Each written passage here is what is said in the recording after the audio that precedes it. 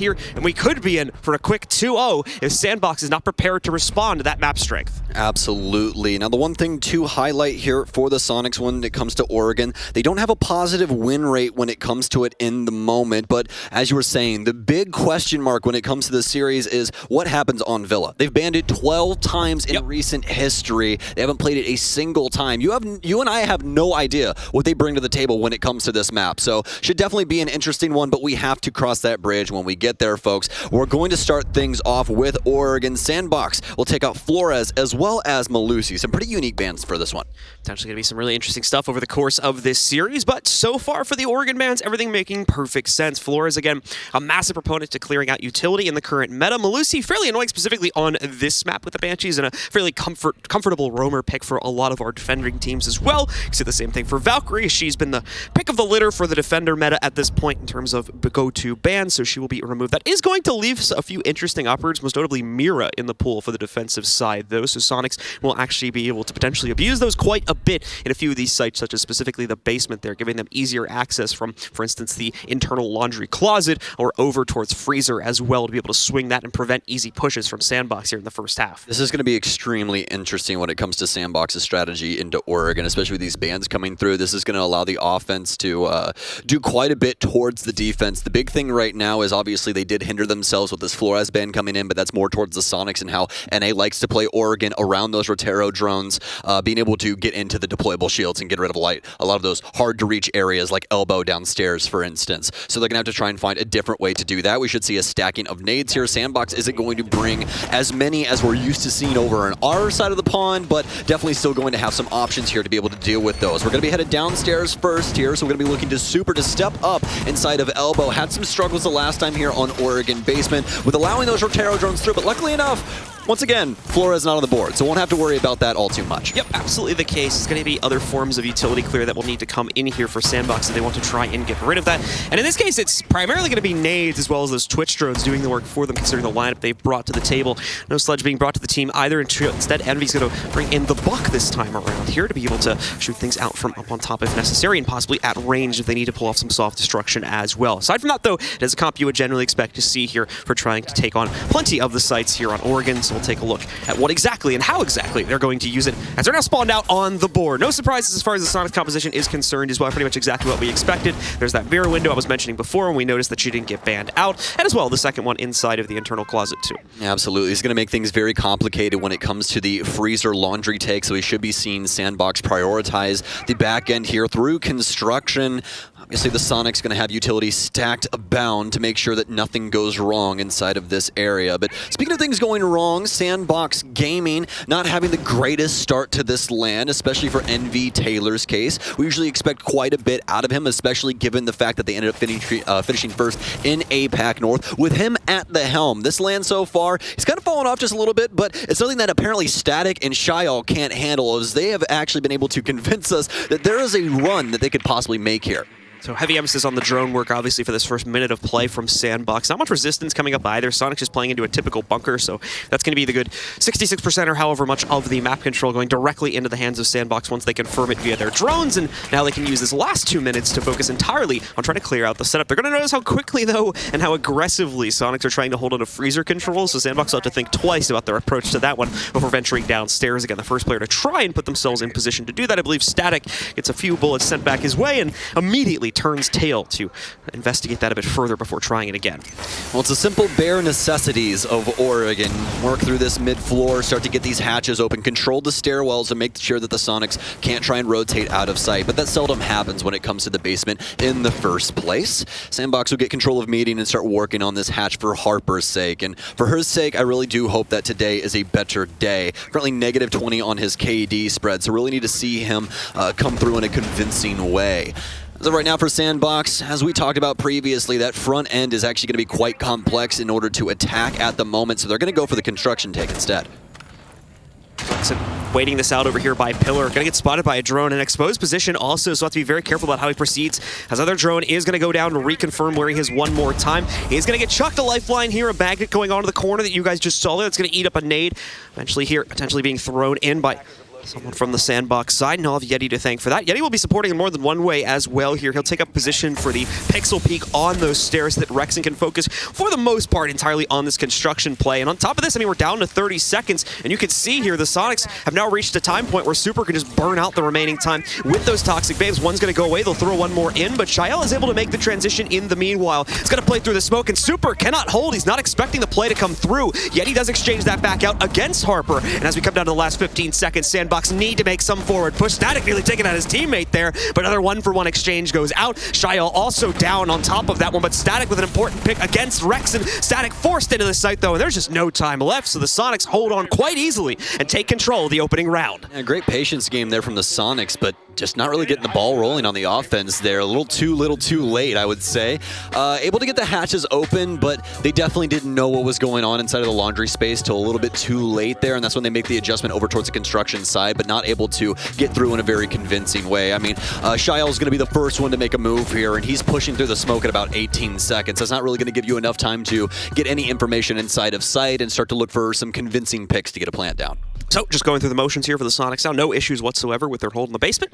Time to move upstairs and head over towards the expected second site inside of Kids. Gonna abandon the mirror here, though. She has kind of mixed use results when it comes to her being brought in. Obviously, you can throw the one over into Attic and get yourself a nice pixel peek there, but the utility mitigation is going to be much more useful, apparently, for the Soniqs here. So they are going to bring the Aruni in, as they also did swap out the Wamai from Yeti. He's gone over towards a Mute to play into that now. Yeah, this is when things get complicated when it comes to Rainbow Six Siege.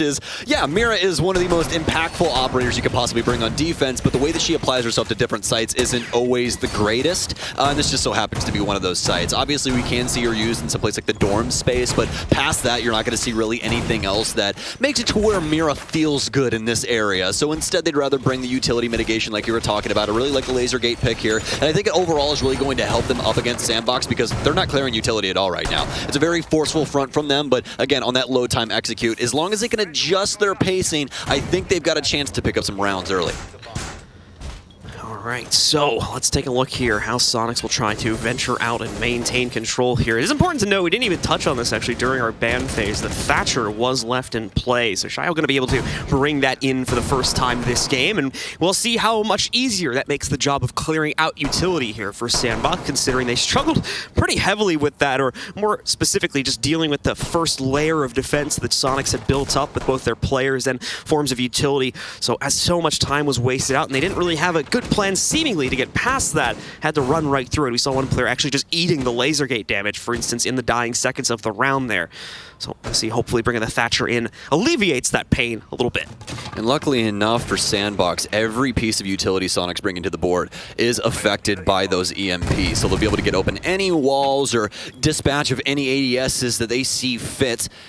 First minute off the board here in round 2. SANDBOX has already made some headway. Harper currently sitting inside of Trophy as he looks in towards Concrete. EMP in as nobody just keeps clicking the button. Just keep clicking the button. I don't know why it's not going off. It finally goes off. Hopefully that Electroclaw doesn't turn back on. It will not. Oh, actually, I know what happened. The EMP ended up more than likely getting that there for a split second or something along those lines. Could have had a bulletproof in there that disabled it for a second as well. Just like that. Still getting used to those things being able to shoot lasers is like the very first day. I was like, what the heck is happening to these things? But yes, the BPs can indeed shoot a single shot that can disable some utility for a second on the offense and slow things down just a little bit. But SANDBOX, once again, made some headway in a certain sense. Stuns for Nova, no smoke, so he won't be able to block off anything, but doesn't necessarily want to. He'll try and take the gunfight inside of Attic, but they'll choose to back off instead and look for more info. Good opportunity was given there for Nova to potentially take out Rexen, but Rexen given a lucky star here today as he's allowed to go for that cross with no penalty thrown at him. So still,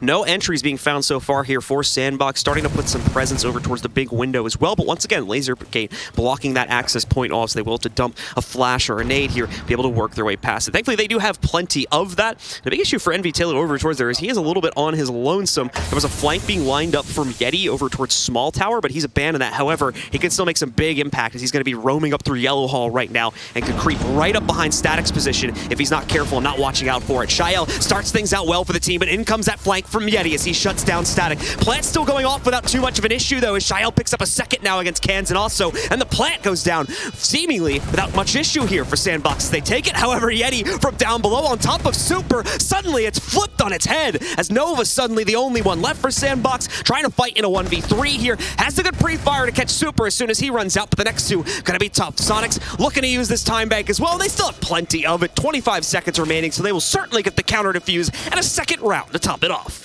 And they can't find the Yeti inside of Small Tower. Apparently non-existent, a mythical creature. They try and take the binoculars and search for him, but he's just off sitting inside of Small Tower office, just chilling. And then he eventually rotates back in. No one really has a cutoff drone or anything on the back end to be able to watch for Static. He gets taken out at the top of White, but as you said, the plant still goes down. It seems like SANDBOX is a really nice setup for it, but the information game actually coming through and paying off in massive dividends for Soniqs there at the last second as Yeti not only gets a kill on White, gets a kill with the shotgun through the floor, and then triples it up there with that last frag that we were able to see with the SMG-11. Very nicely done from the Soniqs thus far. SANDBOX trying to skip a few steps of clearing out the site there, and as such left the entire defensive setup, for the most part, alive for the Soniqs, both back in Attic and over towards the big window, and of course in Kids as well. So considering that, Soniqs had immediate position as soon as that diffuser went down to start a retake, and SANDBOX had to be ready to fight things out. Unfortunately, while it started out well for them, the good turnaround started off with Yeti, which also took down a very powerful cutoff the team had,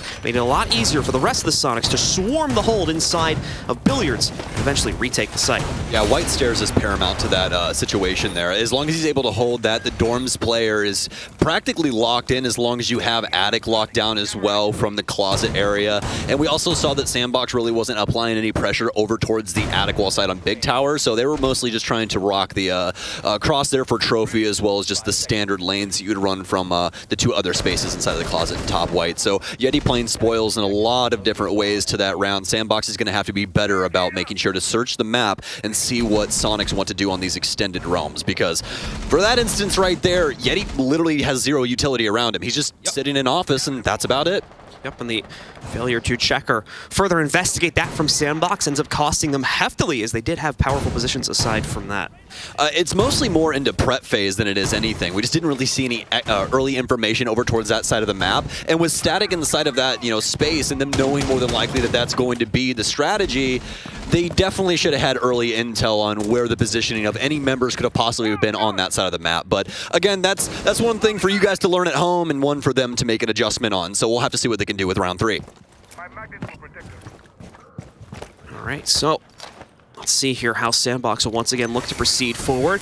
As we now move to the tertiary site for the Soniqs, they'll head downstairs, and they're actually going to go for the cafeteria route. We're seeing a lot of teams kind of still debate about which one they want to flow towards, but it feels the Soniqs are currently feeling this bit of a closer to the chest hold here. You can see the site, and the general setup for the defense is going to be a bit more claustrophobic than we would generally get if you had gone for the meeting room hold, where you've got a few more options to extend yourself out. Nova as well getting a drone deep inside of the site, actually getting a lot of intel right now in terms of what this looks like, and relatively the fact that there is not a whole lot of defense set up in here. Once again, this drone's still bleeding in. We're going to see Harper start to creep himself closer to the site as well, and a nade going in off of that intel, trying to actually take a player out from down below, but the intel is not there at this point. It's not going to do any damage. Well, SANDBOX able to find Yeti this time around. NV Taylor droned him out downstairs inside of Freezer, but obviously he's still alive as he quickly rotated out, although more than likely did not know that drone was inside of the drone hole down there inside of that space.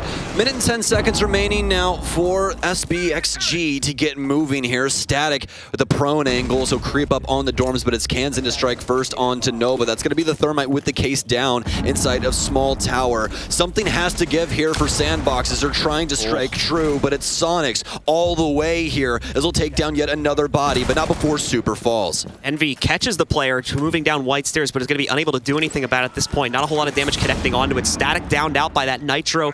Possible to get Static back up, but don't have a good POV into where he is right now, so we'll follow that up in a few moments here. Shael taking a massive amount of damage, but they do manage to knock out Yeti. Kansan, though, finishes off onto Envy, and now we're going to see Harper move in here, trying to shut down the rest of this team. Unfortunately, he's the only one left, but at the same time, Soniqs only have 2, but that's not going to matter, as Grixer has no problem shutting down those 2 players and putting a 3rd consecutive round on the board for the North American roster. Cool as a cucumber right now for the Soniqs. They are not worried about this series at all, it really seems, at least in the moment. A lot of what SANDBOX SANDBOX is doing with the map seems to be pretty played out for the Sonic side. And honestly, actually, Yeti identifying what was going on downstairs. They knew full good and well what Envy wanted to do with that space as he comes up Freezer stairs and is just simply locked into that area. He really can't do all too much. SANDBOX tries to deal with the top hold for the Sonics, but it's too strong. They're just trying to find any, mishaps that Sonics have, especially inside of the dorm space. We saw Static just prone on the ground trying to see if anybody would just cross into his sight lines. They're not being forceful with what they want.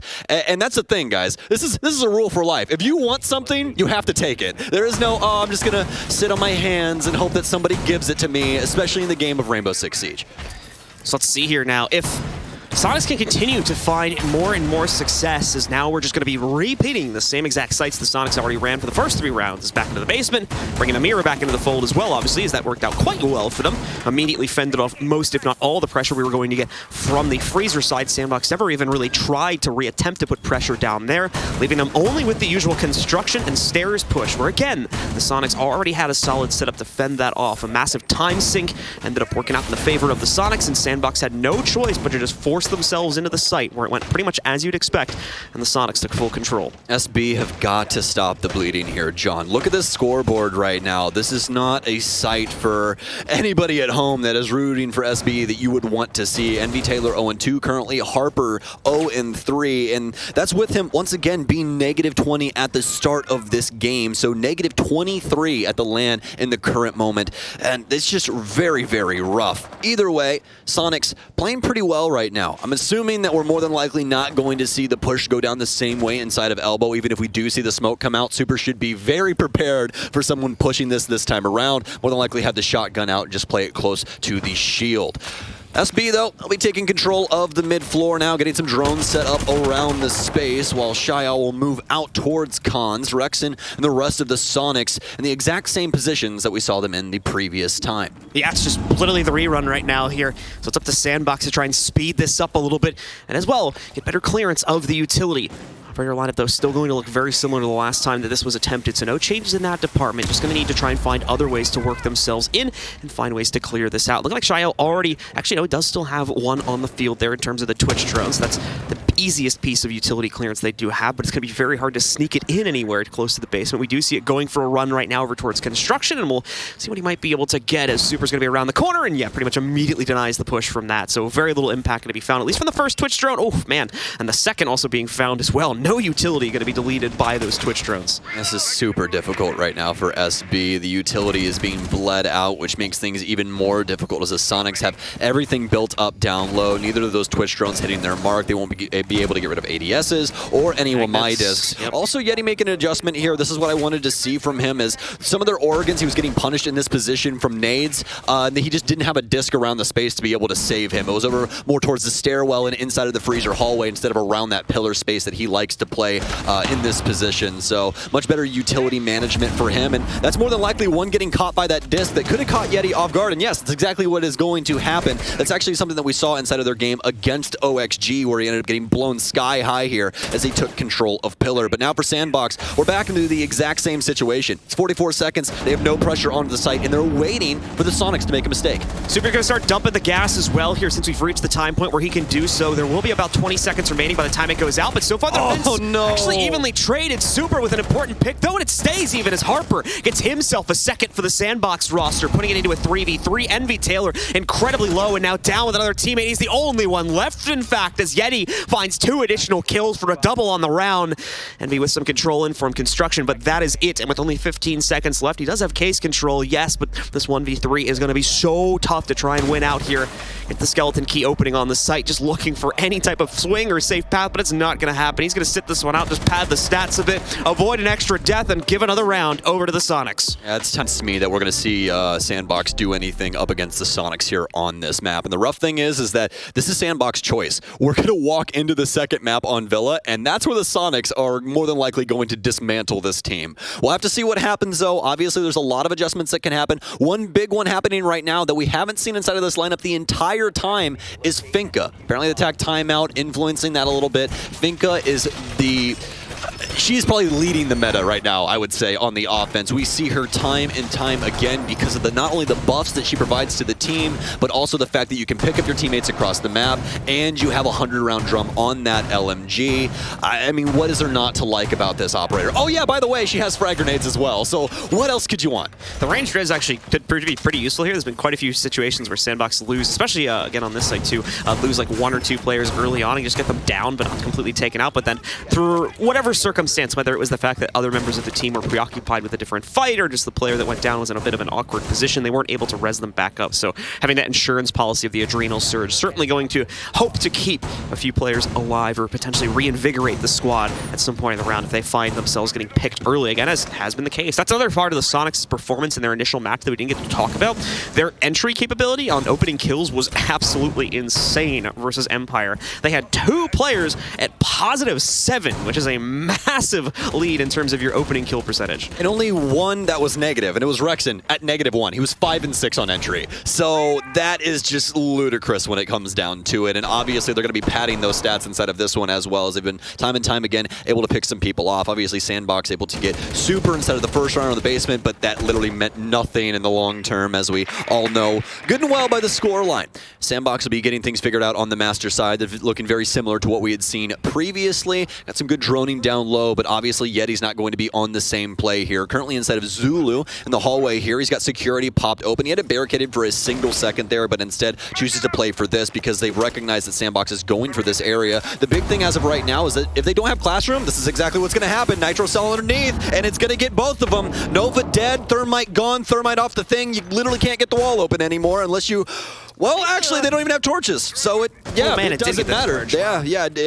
Trust me, it got the charge. Yeah, I was wondering because I heard a second explosion, so I thought maybe it snuck off, but nope, you're right, it's going to be... And look, there we go. They got one hard breacher, John. They got one.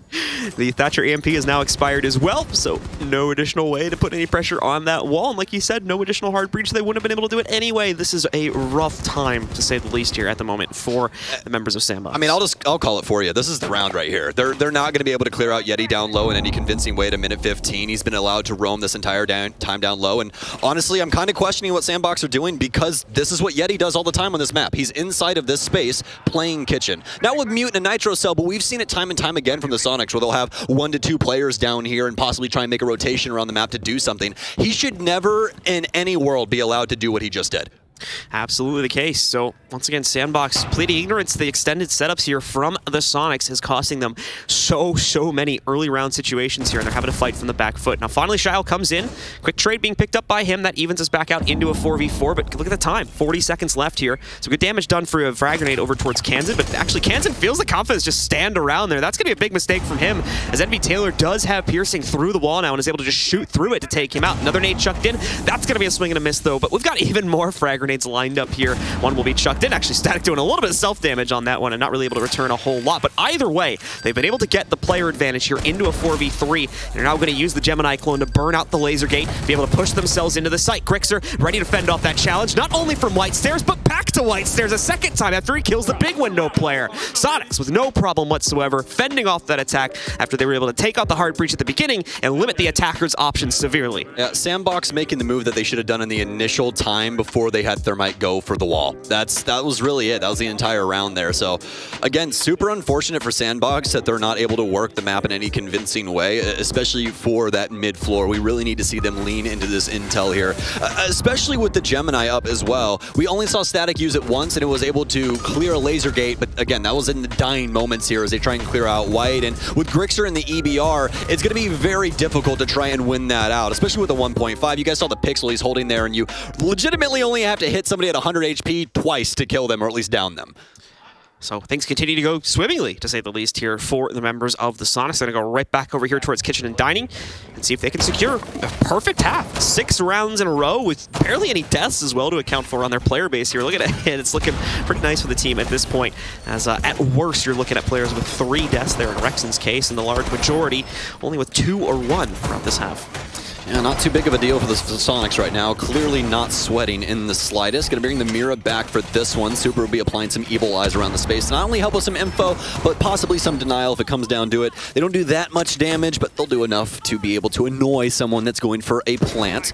They will have the EMPs this time around, so should be unimpeded to be able to at least get the wall open here for not only showers, if they do have one of the panels there reinforced to open up a new angle, but also the double panels going in towards cafeteria. Soniqs also obviously are going to have to hold upstairs just like they did previously. Now, what I want to see here before we get too deep into this is SANDBOX forcefully take the top floor. We need to see them clear this out, but not just sit outside of the actual rooms that are important and wait for Soniqs to make a mistake. So let's see if they're going to be able to accomplish that. There is some presence over towards the attic to start out this round, so we could see them try to swing over into the extended setup over towards Kids through that avenue. We do see drones as well heading over towards Grixer, as well as the setup from Super here. So certainly seems like it's in the cards what you were just talking about there, of trying to clear out that presence and at least make the attack downstairs a bit more palatable here. Envy quickly with the capability to open things up from the walk-in is going to try to line up the shot, but no! Grixer gets him instead from the other side, follows the tracers and knocks out Envy. Beautiful stuff again for the Soniqs, and they get another opening kill in their favor. And you just have to be feeling for Envy Taylor in the moment, because in comparison what he was able to do inside of Stage 3 to land in the moment, it's just not comparable in the slightest. Very unfortunate showing for SANDBOX so far, but obviously still a lot of round left here. Going for some meaty control here. Case currently on Harper, but some unique angles being adopted by the Soniqs, specifically Kansan as of right now. And perfect place for him to be playing Warden as well, because there's a lot more stuns than there are frag grenades on the board. Static still has 2, but that's the only 2 we see. And with a meta that we've been seeing frag grenades brought in abundance, very strange for SANDBOX to be allocating the operators that they currently are. Just a very quiet moment here now for both of our teams. SANDBOX scared to make a move, and Soniqs just chilling, waiting for SANDBOX to make a move. Chilling. Yeah, they don't need to do anything here at the moment here. Everything's been playing into their hands pretty much perfectly, so they're going to continue to just wait this out. We do have one member starting to lurk downstairs a little bit towards White, and he has additional support coming in from the White hallway too, so it's going to feel pretty safe in this current position. And as long as, again, no one tries to make a move from SANDBOX, they'll just continue to maintain these here. As they wait this out, drone presence is going to slowly start to dissipate for the SANDBOX roster, as well as another kill is found for the Soniqs. Rexon and Yeti with a big swing out from White, able to take down Nova. I really don't know what the play is here from SANDBOX. Nobody there to be able to assist Nova at all. He's clearing a laser gate inside of the freezer hallway, but then gets taken out.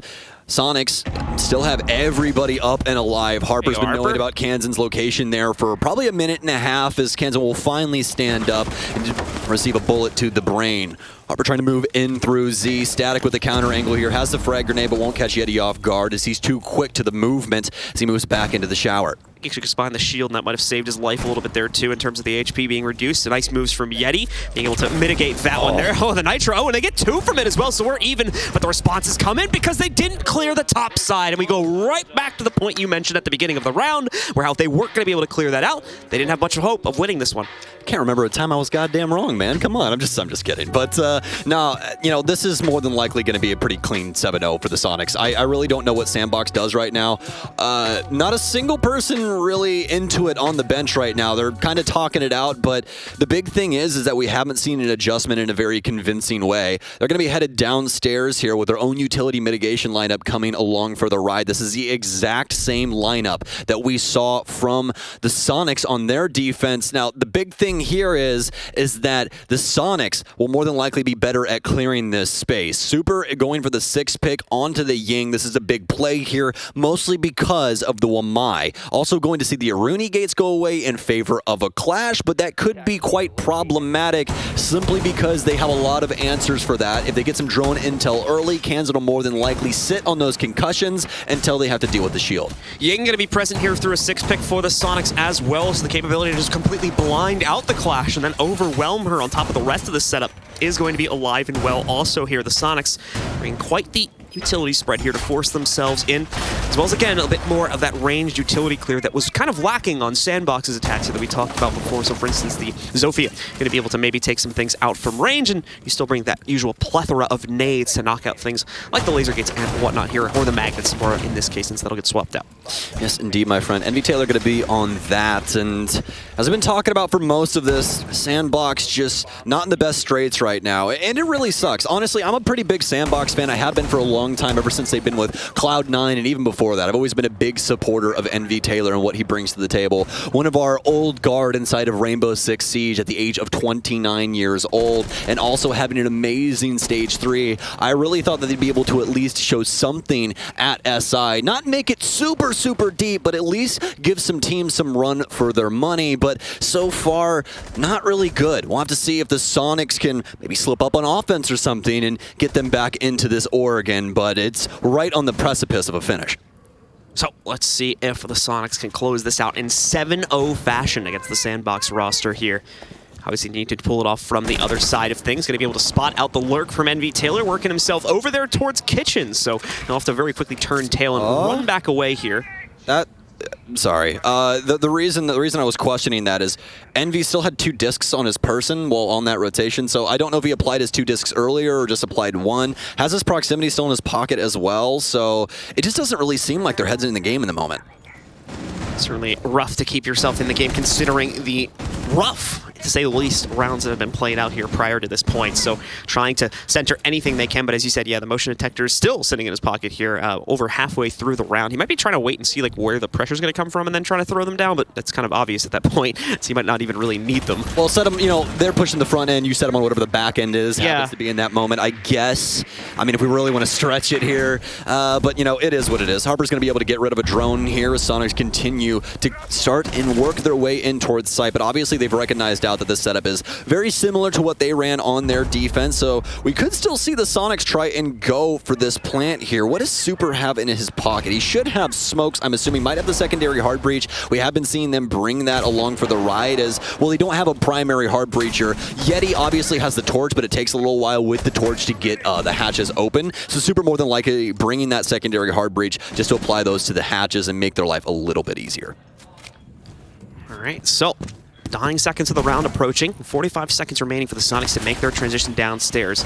No kill advantage as of yet here due to SANDBOX playing it passively. A nice little peek there from Invitational to get some serious damage going against Kansan. This is going to be a little tough from the Soniqs here, considering they haven't fully worked their way in, but the drones now seeking themselves forward here, providing a lot of intel, and that specific one, the Twitch drone, the capability to take out some utility. Invitational in a great position, though, to fend off the initial freezer push. Toxic Babe's going to go in to block that off as well. They might just need to pull a lateral here and move away from that. Super has gone in all in his lonesome. Kansan forces the issue past the smoke and is going to swing the site. Great pre-fire on Nova, and Grixer picks one up from the other side as well. They're not done fighting just yet. Shael down, and the seconds out. It's a perfect map from the Soniqs as they take it 7-0 versus SANDBOX. I mean, just picked to pieces. That's all I have to say about that one. A flawless victory from the Soniqs, and Super definitely having to be proud of the decision-making that the team made overall there. Joe Bro as well, and the rest of the squad popping off. There's some moments there that the Soniqs definitely could, or rather SANDBOX definitely